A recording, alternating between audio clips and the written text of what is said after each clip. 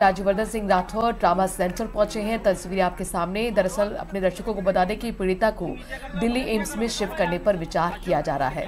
अब बहुत महत्वपूर्ण होगा देखना कि ट्रामा सेंटर से बाहर आने के बाद आप देख सकते हैं राज्यवर्धन सिंह राठौर क्या खुद जानकारी देते हैं। दरअसल रेप पीड़िता पर हमला हुआ था, उसे गोली मारी गई थी और अब यहाँ पर भजनलाल सरकार के मंत्री लगातार उसका हालचाल जानने के लिए ट्रामा सेंटर पहुंच रहे हैं। जयपुर की सीधी तस्वीरें आपको हम दिखा रहे हैं। कंडीशन जो है स्टेबल है। जो पहले तो अति गंभीर थी स्थिति और 6 जनों का हमने बोर्ड गठित किया है और वो बोर्ड अभी बैठ के तय करेगा कि इसको अगर और भी ज्यादा बेटर मेडिकल केयर की इनको आवश्यकता हम सोच रहे हैं तो हम एम्स भेजने का अभी बोर्ड इसका निर्णय लेगा। अगर वो जब निर्णय लेता है स्थिति को देखते हुए कि अगर वो बिल्कुल आउट ऑफ डेंजर है जब तो कोई प्रॉब्लम नहीं, पर अगर डेंजर के अंदर जोन में ज्यादा है तो उसको एम्स में शिफ्ट किया जाएगा। डॉक्टर्स अपनी पूरी कोशिश कल से एम्स में डॉक्टर से बातचीत होगी क्या? नहीं, पहले तो हम निर्णय लेंगे ना कि भाई बोर्ड निर्णय लेगा कि स्थिति की गंभीरता क्या है। पहले आई थी तो बहुत गंभीर थी, अब स्टेबल है। आज अभी स्टेबल है, थोड़ी हार्ट रेट ऊंची है। तो ये निर्णय अभी आज बैठ के मेरे ख्याल में 1-2 घंटे में डिसाइड करके फिर वो जब निर्णय लेंगे तब एम्स डॉक्टर से बात करके ग्रीन कॉरिडोर करके हम इनको ले जाएंगे। बताया जा रहा है कि ब्रीफ नोट भेजा गया है दिल्ली एम्स में यहाँ का बच्ची का पूरा। नहीं, अब ये तो डॉक्टर्स ने अलग से क्या कम्युनिकेशन की मुझे मालूम नहीं, पर बोर्ड हमने गठित कर ही दिया था और जो उन्होंने मुझे बताया कि हालत आज की तारीख में स्थिर है but not out of danger, तो अगर वो उचित समझेंगे तो ये तो डॉक्टर का निर्णय है। सर, क्या लग रहा है कि पूरे थाने को एक से डिपेंड करना चाहिए? देखिए, ये गृह विभाग का विषय है, अभी इसकी जांच की जाएगी। क्या इंसिडेंट्स हुए हमें तो मालूम नहीं है, पर गृह विभाग इसमें लगा हुआ है। आपके आईजी डीजी सब लगे हुए हैं और ये बहुत ही हीनियस क्राइम है और ऐसी घटना, और फिर वो जिसने जो आरोपी था उसने भी आत्महत्या करने की कोशिश की, तो उसके मन में तो गिल्ट है कि उसको खुद ही मालूम। वो मेंटली लोग जो खराब होते हैं ऐसी गंदी हरकतें वही करते हैं। तो ये बहुत अनफॉर्चुनेट है कि ऐसा हादसा हुआ। वो गोली निकाल ली गई है सर, वो रीड में बताया जा रहा है। गोली तो निकाली है पर उसके पैनक्रियास में डैमेज हुआ है। सबसे भारी प्रॉब्लम वो है। राजस्थान के एक्स सीएम हैं अशोक गहलोत, वो यहाँ आते हैं और कह रहे हैं कि राजस्थान की जो कानून व्यवस्था है उसको बहुत बड़े सवाल उन्होंने ये भी कहा रहा है कि हमारी कमेटी आने के बाद जो है वो सरकार चेती है और अब जाके तमाम लोग अस्पताल पहुंच रहे हैं। नहीं, तमाम तो क्या, मैं तो 1 घंटे में SMS में बैठा ही था कल रात को। 1 घंटे था, मैं डॉक्टर से बात कर रहे थे। कल संडे था और कल हॉलीडे की वजह से डॉक्टर्स एक जो जितने होने चाहिए उतने ही थे। तो हम तो कल, ये तो परसों से ही नियंत्रण हो रहा है इसका। तो 1 घंटे हम लोग सब बैठ के कल यही हमारा डिस्कशन SMS में रात को हो रहा था। भजन सरकार क्या बड़ा एक्शन लेगी इस पूरे मसले पर? अब इसमें सीएम को अभी जाके हम रिपोर्ट देंगे और उसके बाद में मुख्यमंत्री जी जो है बैठ के निर्णय लेंगे इसके ऊपर। राजस्थान के खेल जगत में बहुत बड़ा बदलाव खेल की तो याद मंत्री है। खेल तो छोड़िए ये सर, आप जयपुर ग्रामीण के सांसद रहे हैं और मंत्री, ये बड़ा क्राइम हुआ है।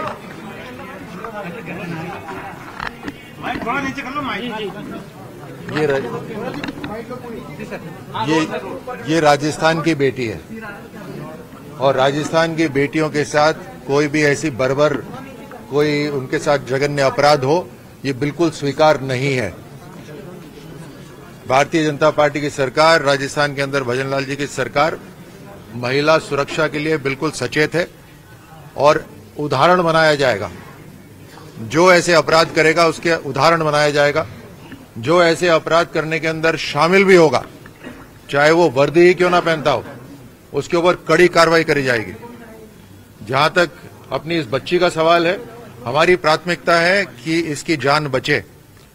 सबसे बेहतरीन मेडिकल सुविधा यहां पे दी जा रही है। अभी डॉक्टरों के साथ बहुत विस्तृत इस पर चर्चा हुई और उनसे चर्चा करने के बाद ये जो बोर्ड है इसको खुली छूट दी हुई है।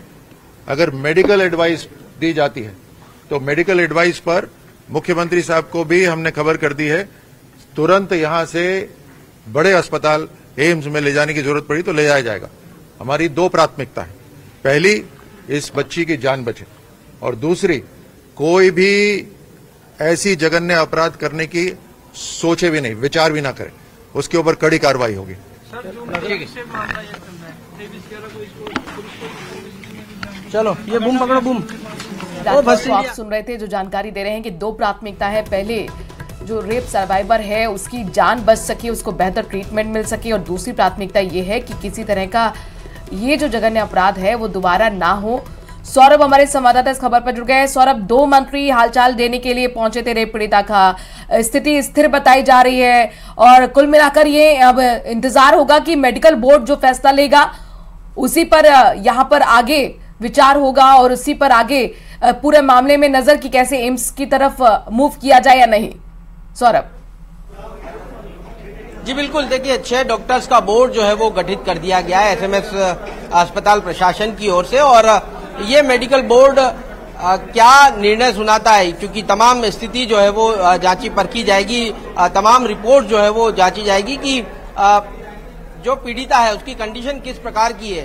अगर ऐसा लगता है बोर्ड को कि एम्स में इलाज करना बेहतर होगा तो उन्हें जो है वो एम्स रेफर जो है वो कर दिया जाएगा, क्योंकि अभी जो जिस प्रकार से दोनों ही मंत्रियों ने बताया कि अभी इसकी स्थिति जो है वो स्टेबल है, और जब एडमिट हुई थी उसके बाद अब जो है वो स्थितियां धीरे धीरे सुधार जो है वो होता हुआ नजर आ रहा है। लेकिन उसके बावजूद साफ तौर पर दोनों ही मंत्रियों का कहना था कि ये जो जानकारी है मुख्यमंत्री के सामने पेश की जाएगी, और मुख्यमंत्री फिर निर्णय लेंगे कि क्या एम्स भेजना उचित होगा या नहीं होगा। लेकिन अभी जिस प्रकार की स्थिति बताई जा रही कि पीड़िता की स्थिति जो है वो स्टेबल है। बोर्ड जो भी निर्णय सुनाएगा अगले 1-2 घंटे में बोर्ड जो है वो अपना फैसला सुना देगा कि आखिरकार किस प्रकार का इलाज किया जाना ज्यादा जरूरी है, उस लिहाज से जो है वो राज्य सरकार। सौरभ आप बताने कि 6 डॉक्टर्स का पैनल है जो ट्रीटमेंट दे रहा है रेप पीड़िता को।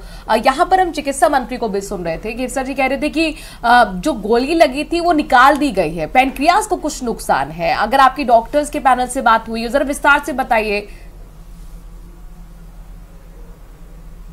जी बिल्कुल, देखिए जब पीड़िता यहाँ पर एडमिट हुई थी तो बताया जा रहा था कि रीढ़ की हड्डी में जो है वो गोली फंस चुकी है, और लेकिन अगर गोली लगी है तो उसने जो आसपास का हिस्सा होता है, रीढ़ की हड्डी के आसपास का जो हिस्सा पैनक्रियास से जुड़ा हिस्सा होता है, वहां पर जो है वो ज्यादा डैमेज किया है। और जितनी देर कोई बुलेट अंदर रहती है तो वो अपने आप एक इन्फेक्शन जो है वो तैयार करती है। पैनक्रियास कितना डैमेज हुआ है, उसका जो गोली लगने का जो इन्फेक्शन होता है वो कितना फैला है, और किस प्रकार से अंदर की स्थिति है, उन तमाम पहलुओं पर जो है वो ये तमाम डॉक्टर जो है वो जांचेंगे, परखेंगे, क्योंकि पीड़िता का इलाज जो है वो लगातार जारी है। इसलिए मेडिकल बोर्ड से बातचीत हमारी नहीं हो पाई है, लेकिन अगले 1-2 घंटे में स्थितियां जो है वो और ठीक है सौरभ, यानी हमें लगभग 1-2 घंटे का इंतजार करना होगा और ये समझना होगा कि क्या वाकई यहाँ पर एम्स मूव के लिए विचार जो है उस पर फैसला क्या आता है। सौरभ, यहाँ पर जो आरोपी है उसके बारे में क्या जानकारी अब तक निकल कर आई है? जी बिल्कुल, देखिए आरोपी के बारे में जानकारी निकल कर आई है कि आरोपी भी जो है वो इसी ट्रॉमा अस्पताल में जो है वो एडमिट है, और चूंकि आज सुबह उसने उसको जो है वो ट्रेन से के आगे जो है वो कूद गया था, ऐसी बात जो है वो सामने आई थी। और उसके बाद सुबह 9:30 बजे आरोपी को भी यहाँ पर एडमिट कराया गया। उसका एक जो पैर का हिस्सा है वो पूरी तरह से कट चुका है, और दूसरे पैर पर भी गंभीर चोटें जो है वो उसे आई है। तो उसका भी इलाज जो है वो यही इसी ट्रॉमा सेंटर में लगातार जारी है। डॉक्टर जो है वो उसका भी इलाज जो है वो कर रहे हैं, लेकिन एक पैर जो है वो उसने पूरी तरह से खो दिया है, और दूसरे पैर का इलाज जो है वो लगातार। ये तो मेडिकल सिचुएशन की सौरभ बात हुई, लेकिन यहाँ पर पुलिस क्या कार्रवाई कर रही है इस मामले में? अभी तक क्या उस आरोपी ने अपना कोई बयान दिया है और उसने बताया कि आखिरकार उसने हमला क्यों किया? देखिए अभी किसी प्रकार के बयान जो है वो नहीं हुए, क्योंकि उसे सुबह 9:30-10 बजे जो है वो ट्रॉमा सेंटर लाया गया था, और उसकी स्थिति चूंकि जिस प्रकार से मैंने बताया कि उसका एक पैर जो है वो पूरी तरह से कट चुका है, और दूसरे पैर में भी जो है वो काफी चोट आई है, क्योंकि ट्रेन के आगे वो कूद गया था, तो वो भी गंभीर रूप से यहाँ पर घायल है। इस लिहाज से अभी संभवतः कहा जा सकता है कि उसके बयान जो है वो नहीं हुए हैं। हाँ, लेकिन उसके परिवार के लोग क्या कह रहे हैं? जाहिर तौर पर चूंकि चिकित्सा मंत्री कह रहे थे कि वो गिल्ट में रहा होगा, इसीलिए उसने सुसाइड अटेम्प्ट करने की कोशिश की है, लेकिन उसके घर वाले क्या कह रहे हैं?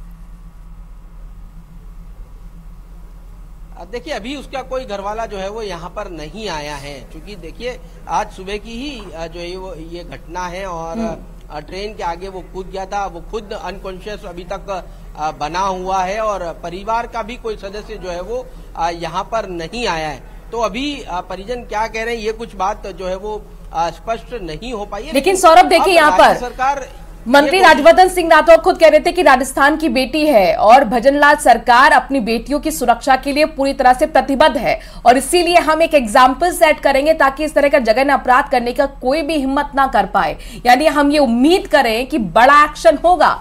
सौरभ जी बिल्कुल बड़ा एक्शन होगा। राज्य सरकार इसकी तैयारी कर रही है। ये जानने की कोशिश की जा रही है कि पीड़िता ने जब एफआईआर करा दी थी उसके बावजूद भी उस पर कार्रवाई जो है वो क्यों नहीं की गई उस पर, और कौन कौन दोषी पुलिसकर्मी है उनको जो है वो चिन्हित किया जा रहा है। आज सुबह जो है वो वन मंत्री संजय शर्मा भी यहाँ पर पहुंचे थे और अभी राज्यवर्धन सिंह राठौड़ ने भी साफ तौर पर कह दिया है कि कोई भी हो, पुलिसकर्मी हो, पुलिस अधिकारी हो, जिनकी भी गलती इसमें शामिल होगी उन सब पर कार्रवाई होगी। अब ये देखना होगा कार्रवाई किस प्रकार की होगी। क्या सिर्फ एपीओ किया जाता है, क्या सिर्फ सस्पेंड किया जाता है, या फिर इस जघन्य जो कांड हुआ है ऐसे में अगर पुलिसकर्मी दोषी होते हैं तो उन्हें बर्खास्त किया जाता है। ये तमाम चीजें जो है वो राज्य सरकार को जो है वो फैसला लेना है। लेकिन सौरभ अपने आप में सवाल है कि एक रेप का आरोपी जिसने पहले एक क्राइम को कमिट किया है और उसके बाद वो दूसरा क्राइम भी करता है, वो रेप पीड़िता पर हमला भी कर देता है, तो ये हिम्मत कहां से आ रही है? अपने आप में बड़ा सवाल है ये और पूरे पुलिस महकमे पे सवाल। जी बिल्कुल बहुत बड़ा सवाल है, क्योंकि जिस प्रकार का ये पूरा घटनाक्रम हुआ है और जिस प्रकार का कांड जो है वो आरोपी और उनके दोस्तों ने किया है, ये सच में राजस्थान में इस प्रकार की घटनाएं होना बड़ी चिंता पैदा करने वाली बात है। और जिस प्रकार के इतने हौसले उसके बढ़े हुए थे कि उसको इस प्रकार से जो है वो महिला पर जो है वो गंडासों से पहले हमला किया और फिर गोली मारी, ये अपने आप में बहुत ही ज्यादा कह सकते हैं कि चिंता पैदा करने वाली बात है। अब देखना होगा किस प्रकार की, चूंकि मंत्री जो गजेंद्र सिंह खींवसर है वो कह रहे थे कि मानसिक स्थिति उसकी कैसी है ये देखना होगा। लेकिन जैसी भी घटना हो, लेकिन ये बहुत चिंता पैदा करने वाली बात है कि एक महिला जो पहले उसके साथ जिस प्रकार का घटना होती है और उसके बाद वो एफआईआर लिखाती है, फिर आरोपी जेल जाता है, उसे जमानत मिल जाती है और जमानत मिलने के बाद इस प्रकार की घटना को अंजाम देता है, तो कई सारी चीजें जो है वो अब तक सामने नहीं आ पाई हैं। अब देखना होगा इसमें पुलिस किस प्रकार की जांच करती है, किन लोगों की, किन पुलिसकर्मियों की इसमें संलिप्तता उस लिहाज से कि उन्होंने जो है वो आरोपी पर जो है वो सख्त एक्शन जो है वो नहीं लिया। रेप पीड़िता के परिवार के लोग क्या कुछ कह रहे हैं? अगर उनकी आपसे बातचीत हुई हो, किस तरह की कार्रवाई की उम्मीद वो कर रहे हैं, किस तरह की कार्रवाई की वो मांग कर रहे हैं?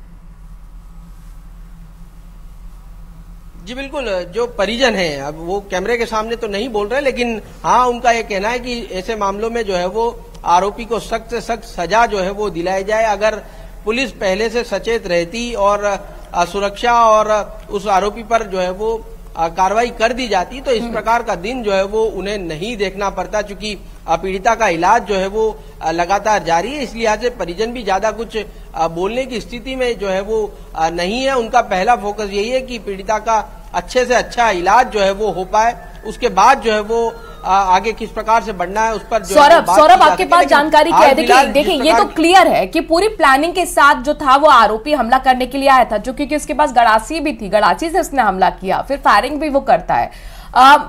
हालांकि ये अपने आप में सवाल है कि फिर उसने सुसाइड अटेम्प्ट क्यों किया, क्या वजह उसके पीछे रही, तमाम सवाल है जिनके जवाब अभी आना बाकी है।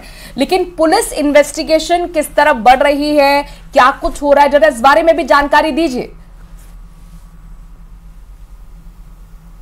जी बिल्कुल, देखिए अभी शुरुआती जो जानकारियां ही जो है वो सामने ही है। जिस प्रकार की घटना हुई है अभी वो ही जानकारियां आ पाई हैं, क्योंकि जो आरोपी है वो खुद जो है वो ट्रेन के सामने आकर उसने आत्महत्या करने का प्रयास जो है वो किया है। तो उसका क्या मोटिव था, उसका क्या इंटेंशन था, क्यों उसने इस पूरी घटना को अंजाम दिया, इसके पीछे क्या क्या चीजें हैं, वो चीजें जब तक आरोपी जो है वो होश में नहीं आता, उसकी हालत में सुधार नहीं आता, तब तक जो है वो पता नहीं चल सकता। इस लिहाज से अभी पुलिस इंतजार कर रही है कि जब आरोपी जो है वो होश में आता है उसके बाद जो है वो उससे पूछताछ की जाए और ये जाना जाए कि आखिरकार इस पूरी घटनाक्रम को अंजाम देने के पीछे उसकी क्या मंशा थी। सौरभ, जाहिर तौर पर अब आरोपी के होश में आने का इंतजार यहाँ पर पुलिस करी, इसके बाद बयान दर्ज होंगे। शुक्रिया तमाम जानकारी हम तक पहुंचाने के लिए। नजर बनाए रखिएगा। वक्त छोटे से ब्रेक का है, जल्द हाजिर होते हैं।